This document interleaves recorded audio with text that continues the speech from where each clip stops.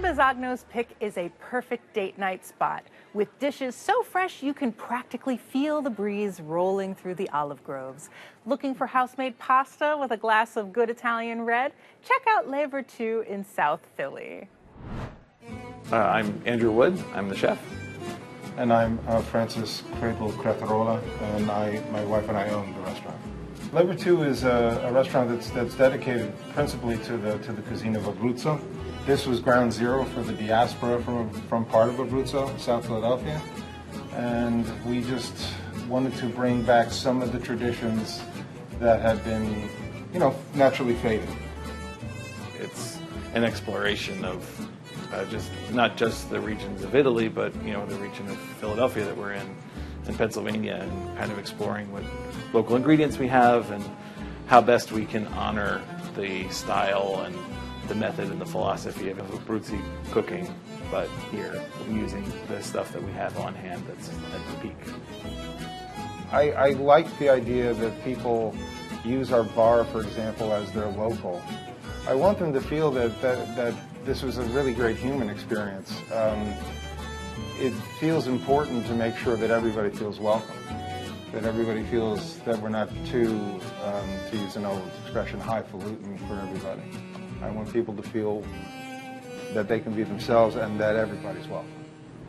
Dan, in a city flush with Italian restaurants, why did you pick Le Virtu? We all enjoy red sauce joints, but how do you stick out? How do you stand out? What makes you different? Yes, you can, get stuff that are very familiar, but some things that are completely different. That's kind of what makes it really fun. And this time around, you started with a classic burrata.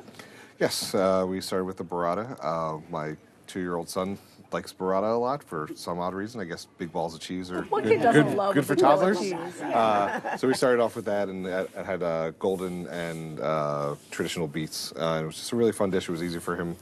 So I'm actually craving the burrata. I thought it was the best dish that I had visiting Le Virtu. With the beets that were sliced with the balsamic reduction. I mean, you had the sweet, the tenderness of the beets, and then the creaminess of the burrata, which sort of spread around the beets.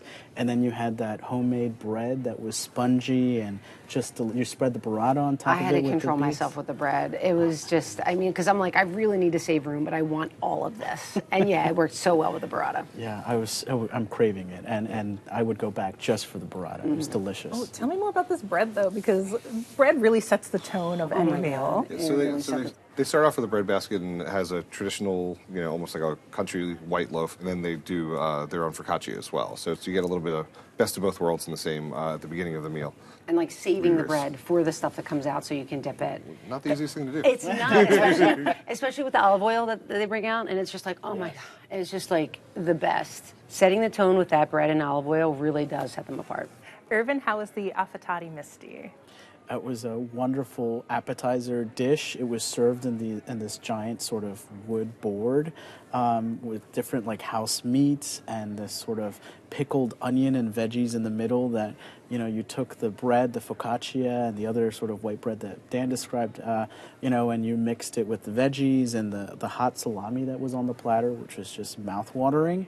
And you spread some of that burrata that we also ordered for that evening with a little bit of olive oil. And you had these wonderful little mini sandwiches as appetizers, which was a mistake or the wrong move, because then you received the entrees and then we ordered dessert. But it was mouth-watering. It was delicious. And, everything you want, right? Yeah, everything that I wanted and even more, because I felt at home. And another dish that they have is the pasta that's only one strand. Right. Marcioni al mangia. I hope so. Sorry. Like manja?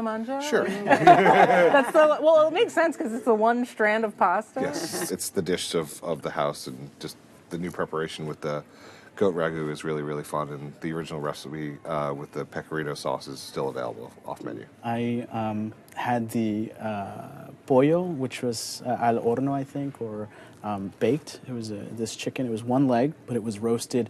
Reminded me of a chicken that my mom would make growing up, just in the oven quickly after work with all of these herbs and spices. So I really enjoyed it. It was so delicious. Let's go back to was it the little ravioli that were a little al dente? Yeah, the triangoli. Yeah, this particular dish was had pumpkin. Again, not your typical, red gravy, joint. I wouldn't think to order that, but it was so delicious. It had this like cheese, this like pecorino romano, cheeses to it with a mix of pumpkin. And yes, the al dente was the perfect level for me. I mean, it had that bite. And if I had to choose like a little less al dente, a little more, always a little more al dente. My spouse was like, ooh, that's like almost too much. I said, no, it's perfect. There's a couple of sausage dishes happening here. You got the salsiccia? Salsiccia, yeah. It was lovely because it created a perfect bite, right? So it was a polenta with Italian sausage and roasted red peppers. And really, honestly, the bite wasn't perfect without one of the ingredients, because the sausage really gave the polenta the extra hint of salt, and then that sweetness of the roasted peppers. We loved it. It's a kind of family-friendly place.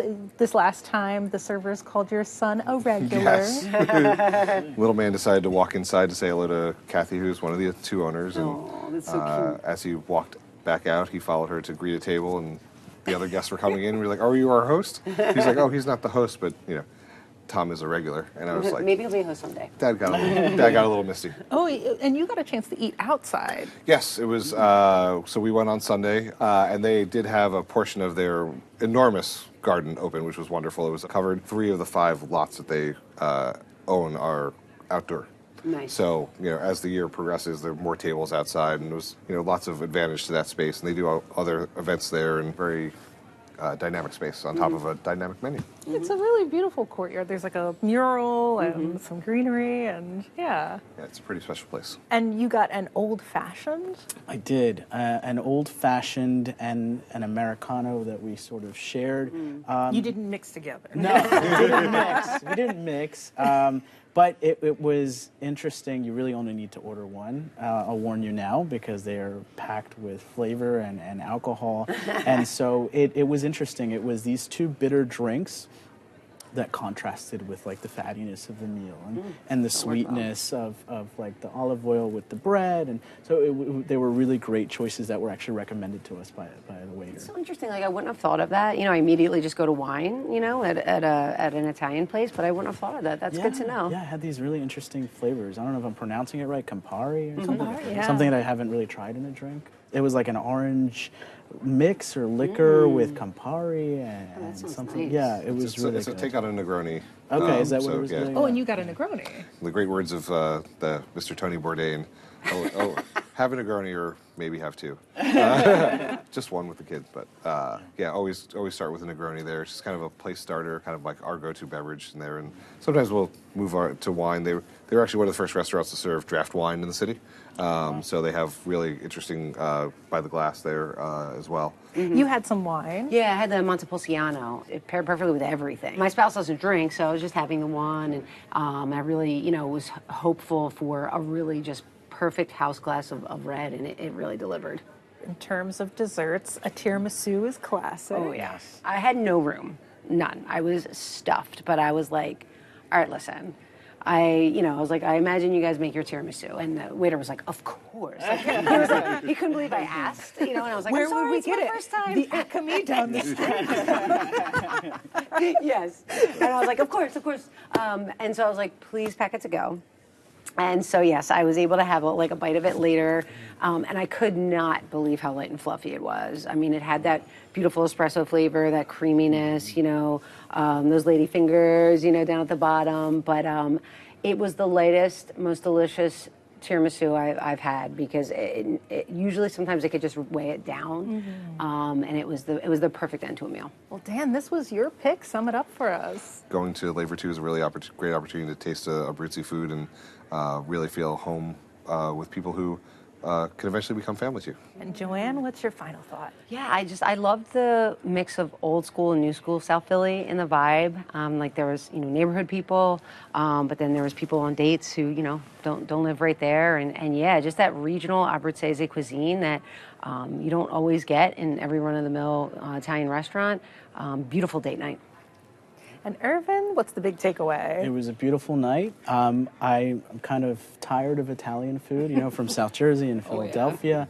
but it was really a life-changing experience with all of the offerings that they served us that evening, and I'll never forget it. Check out Le Virtu for yourself, located at 1927 East Passyunk Avenue in South Philly, 215-271-5626. Reservations are accepted, and the average tab per person without drinks is $50.